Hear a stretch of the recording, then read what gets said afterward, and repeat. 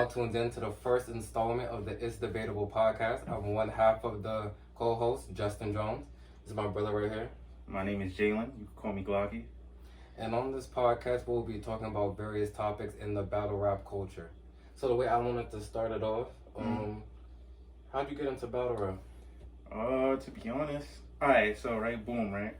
My first everything with battle rap, I was on Wildin' Out and I seen Conceited, right?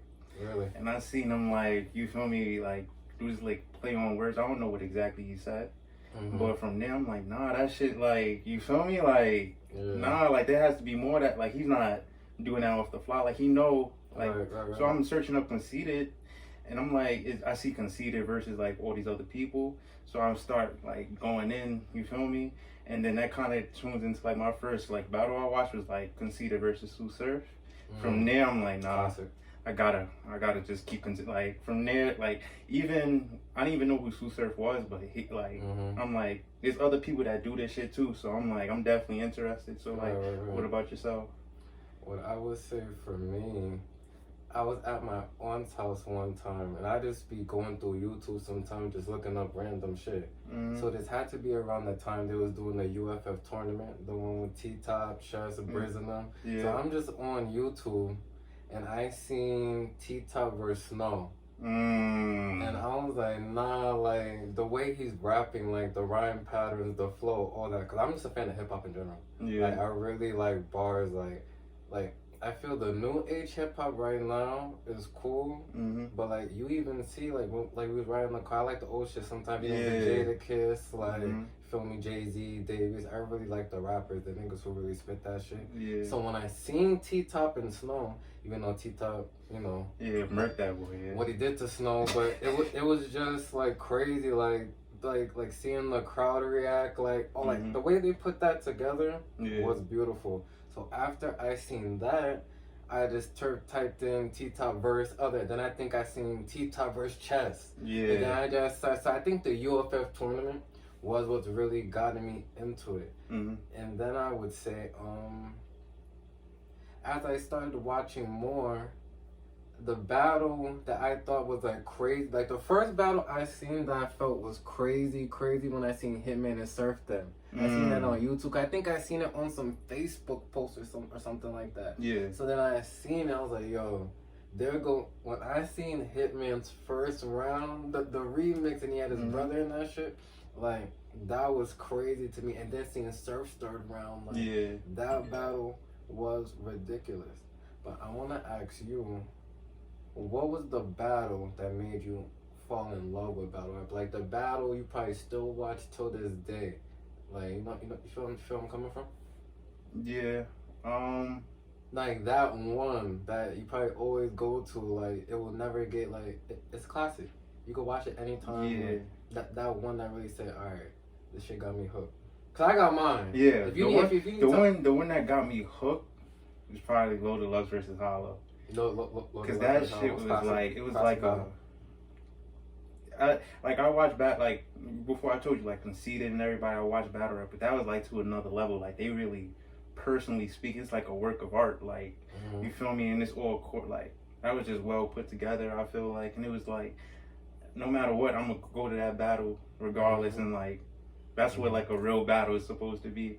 But even then too, what's it called? Around the time around the time I was just watching battle rap too, I told you, I was watching Conceited versus Sue Surf. Around that time was the same, Hitman versus Surf and all that. So Conceited versus B Magic came out about 2 weeks later after I done figured out, and then from there I'm nah. But getting into it, that's one of the great things though.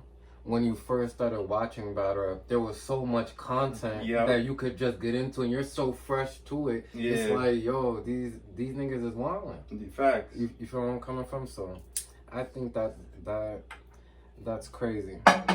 But what I wanted to get into is the state of the URL right now. How do you feel about caffeine coming into the thing? Because I feel there was a point. What was it 3-4 years ago, you was hearing battle rap's dead. The battles wasn't really too crazy. The vets wasn't putting on too many crazy performances. There wasn't too many new rappers coming in that was really making an impact. So at a point, I feel like it was like 2016, 2017, it was a little then, and then I think it picked back up. What do you feel like the turning point was? Do you think it was caffeine getting into it? Was it them, going more towards the app? Like, how do you feel about the state of the URL right now? I feel like the URL is definitely like growing. I feel like it's gonna be bigger, way bigger in a couple years. I feel like it's gonna be a multi-million-dollar business. But the only thing I would say, I think COVID was kind of like a standpoint within it, because we were like strictly home watching people, on caffeine. So that was kind of like the new wave. But then as COVID released and stuff, we got to like, the big stage. I kind of compare it to like. But hold on, not to cut you off. You bring up the COVID thing, and there was no more big stages. I feel it was kind of a letdown because we were so used to the big stages, the main event battles. We was getting into the volumes. Yeah. We was getting a little to that small essence. But I just want to know, when it comes to the COVID situation, we went to the small room battles. Do you think that helped, or did it hinder the culture? I feel like it elevated the culture a lot. Well, and why do you say so? You feel like it elevated the culture? I feel like people became more skilled and like. And what do you mean? Now hold on. Do you mean more skilled, or they had to up their pen? No, they were more skilled. Cause if you even look at it right, like if you're on caffeine, like you get to see yourself and only yourself. Like there's no crowd there, so the only people in those like spaces was the only two battlers. So it was more of a focus on you. So any flaws you had, whether it was you like doing too much or like licking your lips or something like that, it was showed. It's only y'all two on the screen, so. Everybody had to tighten up, and especially that's without even the lyrics. With the lyrics too, like we're paying attention to every single thing you say now. So it's like, you feel me? And there's no horns, no Don DeMarcos. You going straight through. So I need another one. So right. So you're saying this showed levels of writing. It showed who really had a pen and wasn't really maybe going off crowd reaction, or as people like to say, gas. Yeah, but I feel like in no sense too, like just like if you get a reaction, it does like puts another like trigger on you, because it's like you got horns, you got crowd noises, like that shit shocks you. You feel me? But like if you're in the space of caffeine, when you're hitting the bar and you're like, I know that's gonna hit, it's like you can't pause that much. Like you gotta go to the next one. Like there's no like. Can't focus too much on one bar. Like your whole round has to be top notch. Now, I brought up caffeine for a specific reason. I feel caffeine has been a gift and a curse. Okay. I'll start off why a gift. I say gift because there's a lot more revenue now in battle rap. We know if you're battle rapping, you love rap. You like to perform, write down bars, come up with new bars. You love hip hop, right? Yeah. It's the essence of the culture. I just feel that when caffeine came into it, bringing in all this money, the battle rappers seen that. Like we're seeing some of the god tier people that never came outside, Lux, Mook, who only maybe came out once every 2-3 years. Now you're seeing Mook battling 3-4 times a year. Lux saying he's still outside right now. I feel like there's a lot of money being, added into this culture, and I think it's making the battlers see where this is going. The point you made up, and seeing, their bags are gonna get bigger. Like I bring up a person like Sue Surf. Yeah. A person who maybe before, when it was just, maybe you're only getting 20,000 a battle, from the status that he's on.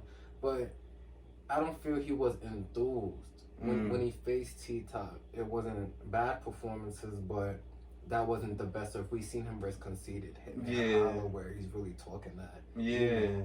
And then Rum Nitty, he was giving okay performance, but I feel he was just doing it for the check. But now he's saying he's probably getting. I mean, I'm not counting people's pockets. I don't know. I don't know what Surf get.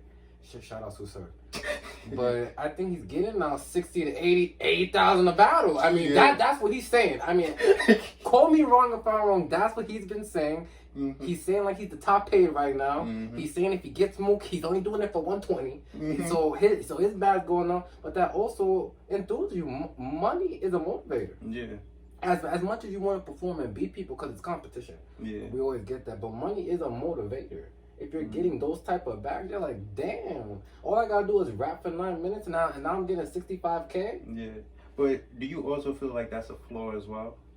So like the people. What do you mean a flaw? Just how you said like the God tiers of people are coming back. So with Mook coming back, wouldn't you say that kind of hinders a younger generation from getting their bag as well? I think for nostalgia reasons, we want to see certain people. Mm-hmm. You feel what I'm saying? Because you bring up Mook. Mook's last battle was Reed Dollars. I feel we didn't want to see that battle. Mm-hmm. We wanted to see it 15 years ago. Yeah. You know, the real Smack era DVD, that's when they was supposed to clash. I don't know why it never happened. Mm-hmm. But Mook, like it's difficult to try to explain. Mm-hmm. Like when it comes to Mook, like he doesn't. I don't know. I don't feel with his performances like he's warranted to move how he moves right now. Okay. Like the Reed Dawes battle was not too good, but like I said, for nostalgia reason.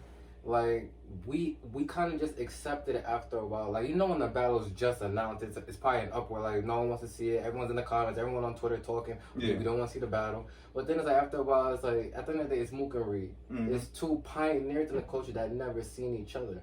Right? Mm-hmm. But as us fans, were we asking for it?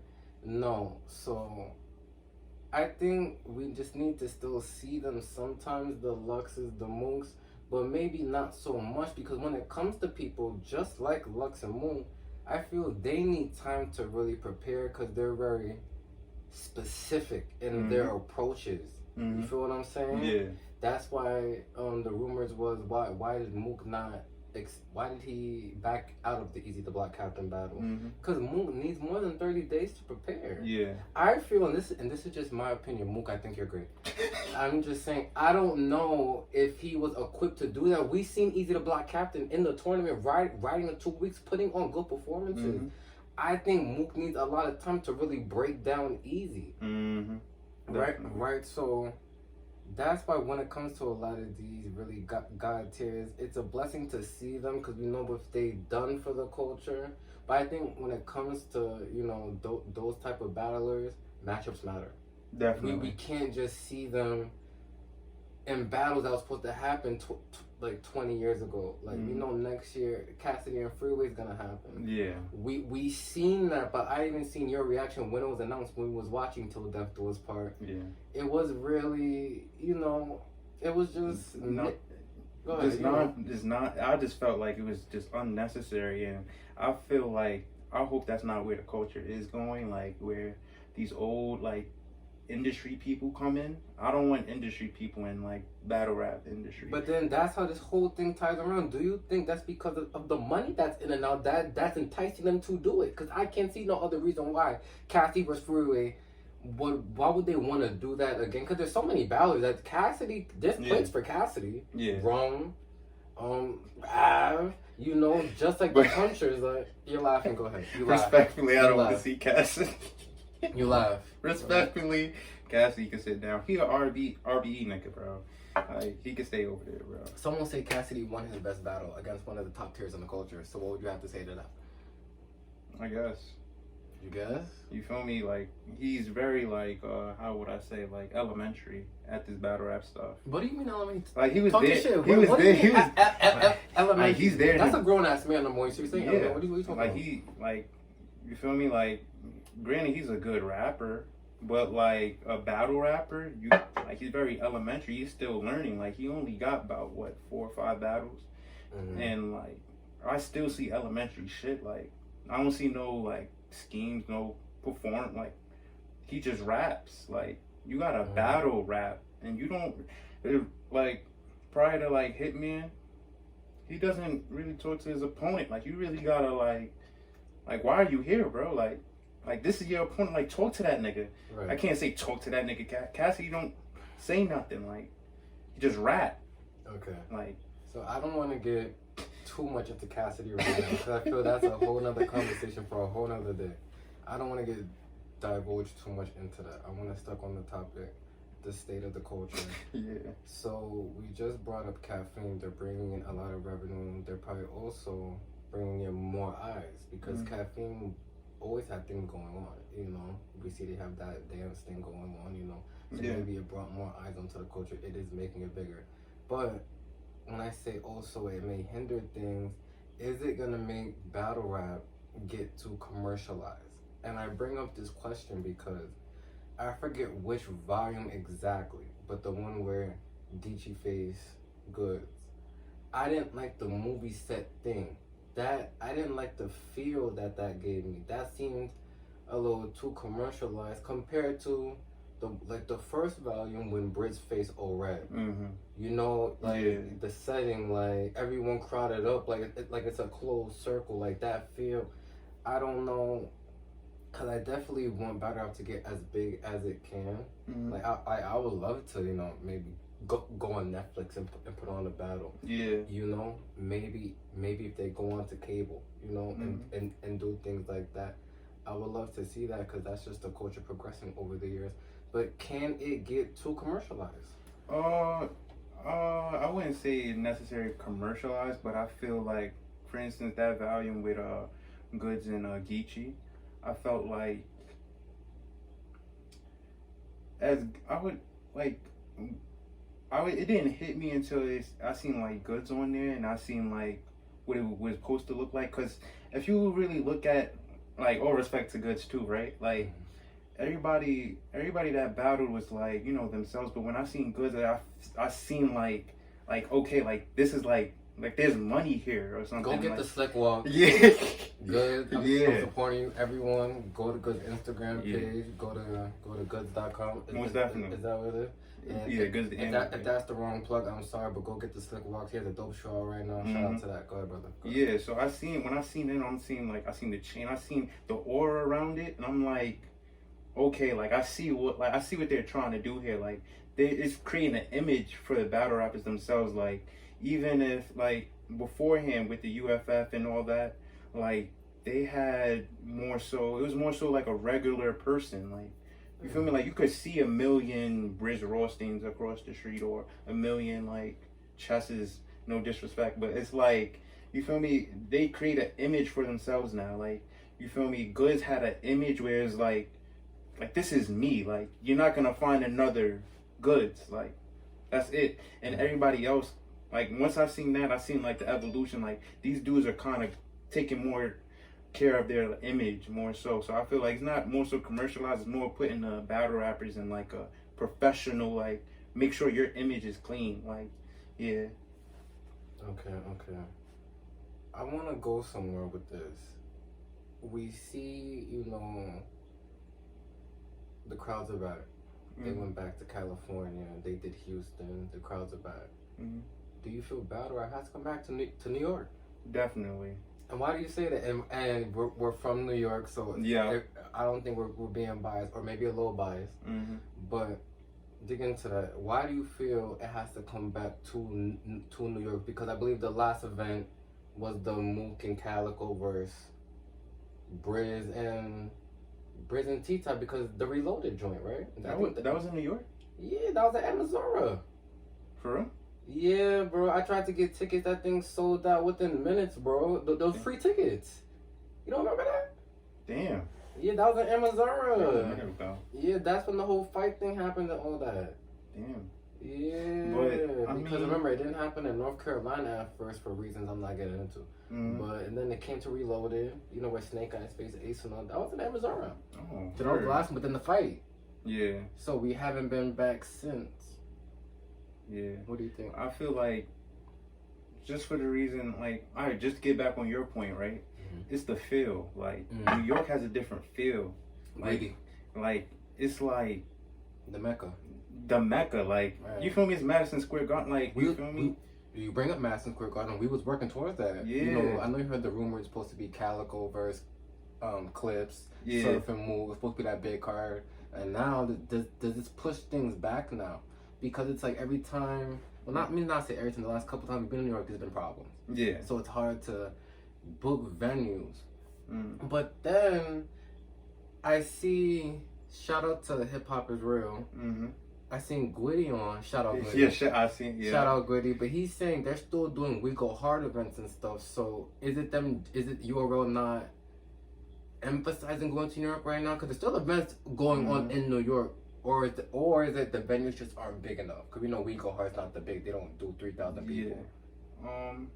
Because you was just at Irving Plaza. Irving Plaza, right? Yeah, facts. And that's where they had a lot of events prior, a lot of big events. Do you feel we need a return to Irving Plaza, the Gramercy, places like that? Yeah, I feel like we do need a return, but I don't feel like it's a matter of like venues and stuff. I feel like it's more of a business decision on like Smack's end, because it's like, you know, California is like, you know, like as much as New York is to New York, California is like the West Coast. And things are going good. Yeah, so like business is booming, like, you feel me? Exactly. So it's why like, change it if it's not broken, right? Yeah, fact. And you're expanding, you feel me? You've been in New York for so long, you know?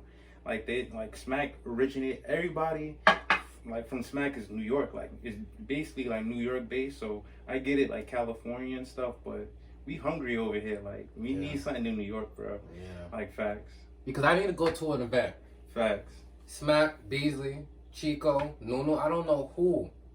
We need the events back in New York City. We on real nigga time, bro. Yeah, man. What happened to real nigga time? I want to stay on the line for 3 hours. I want my legs to be dead. I want to get drunk in the crowd. We need events back. I can't just go to California anytime. Sad. I can't just fly out to Houston any time of the day. That's a fact. Like, we need an event back in New York. So, and maybe not something too big. We don't have to come back with a bang. We could do maybe a little Born Legacy thing. Give us a volume, like. Give us a little something real quick in New York, man. I wanna be there. I just wanna feel that. Yeah. You know, I heard DNA talking about being there inside that pit. You know, I'm talking about that feel when you're in the building. It's just different than watching it. Yeah. You know, I definitely wanna go through that. So. Overall, you think the culture though is in a good spot?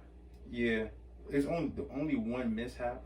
Talk about. I would kind of compare it to like, for instance, I'll compare it to like Xbox One and Xbox Series X, right? What do you mean? Now hear me out, right? Talk. So due to COVID, right? I'll compare like caffeine to like Xbox Series X. No, I compare the small room setting, right, to Xbox Series X, and then big stages to Xbox One, right? So like during COVID, we had like a new transition and we had like a new small room, you feel me? We got like a little custom to that, and that was like the new thing, right?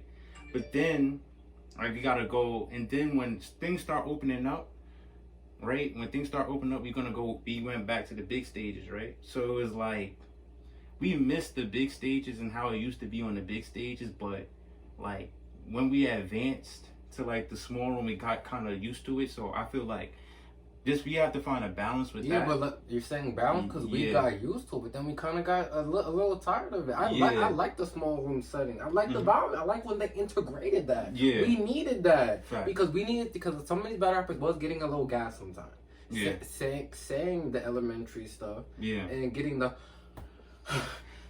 and maybe it's not that crazy, so I think we need the volume sometimes. Yeah. We need to see the pens come out and really showcase their stuff. Yeah. But you're saying we definitely need a balance. We can't just do all big and all small stage. We need a good, healthy balance. Yeah. We definitely need that. But I want to bring up, how much credit do we give to the new era for holding down the culture during this COVID era and through this transition? Because I feel that first tournament was big. I feel them having that, you know, led to these $100,000 tournaments now. They're about to do the next, I think, $1 million tournament. Yeah. How much credit do we give to the new era right now for the last 2 years for holding down the culture? Maybe when the vets was not doing their thing, how much credit do we give to the Easy the Black captains, the Holmesy the Gods, the Kid Chaos? Yeah. All these, how much credit do we give? I think we give them a decent amount of credit though, because you know, preparing every 2 weeks, yes, like back to back, and then doing like, you know, being the first experiment on a new like platform with just, you know, battlers and just like no crowd, just back to back, and like basically it's like a set, like, you know, like one set, like no fuck ups. That's that. Like I give them like decent amount of credit too, but matter of fact, I'll give them more the credit, to be honest, because as much effort it takes to perform on the big stage, it does take that much effort to perform on the set like that. So they definitely deserve. And having to put on like good performances, not choking, like that's crazy. We gotta give respect to the battlers that are able to prepare in quick times. Like we just have to. So now you give credit to the new era, so do I. I think they held things down. I think, you know, like I said, I bring up Easy the Black captains, the Real Six, and they're putting on good performances. Right? I feel the battle of the year, Easy the Black captain versus Chess. I think, and those are two new people. Some people say they saved that Summer Madness card. Yeah, definitely. Right? So are the vets slowly making their way out? Because what was the last vet battle that was really classic? Okay. I'm trying to think. Like, that was, not saying there was no good ones. I like Stu Surf and Calico. Yeah. I think that was a great battle. You feel me? But is it really the new era that's really holding down the culture right now?